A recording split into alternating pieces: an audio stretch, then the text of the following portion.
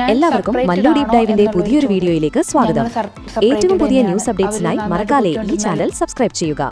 ചക്കപ്പഴം സീരിയലിൽ അഭിനയിച്ചു കത്തിനിൽക്കുന്ന സമയത്തായിരുന്നു റാഫി മഹീന എന്ന ടിക്ടോക്ക് താരമായ പെൺകുട്ടിയെ വിവാഹം ചെയ്യുന്നത്. അതുകൊണ്ട് തന്നെ അന്ന് എല്ലാവരും ഇവരുടെ ജീവിതത്തിലും ശ്രദ്ധ നൽകിയിരുന്നു.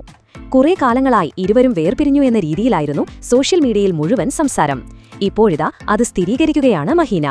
ഒത്തുപോകാൻ പരസ്പരം ഒരുപാട് ശ്രമിച്ചു, എന്നാൽ ആകാതെ വന്നതോടെ പരസ്പരമെടുത്ത തീരുമാനമാണ് വേർപിരിയലെന്നും മഹീന പുതിയ യൂട്യൂബ് വീഡിയോയിലൂടെ തുറന്നു പറഞ്ഞു.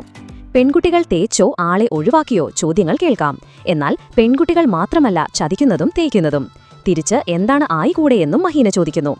ജീവിതത്തിൽ സംഭവിച്ചതെന്താണെന്ന എല്ലാം തുറന്നു പറയാൻ താൽപ്പര്യമില്ല, രണ്ടുപേരുടെയും സ്വകാര്യത മുൻനിർത്തി അത് നിങ്ങൾ ചോദിക്കരുതെന്നും. ദുബായിലേക്ക് വന്നതോടെ അദ്ദേഹത്തെ ഒഴിവാക്കിയതല്ലെന്നും മഹീന പറഞ്ഞു.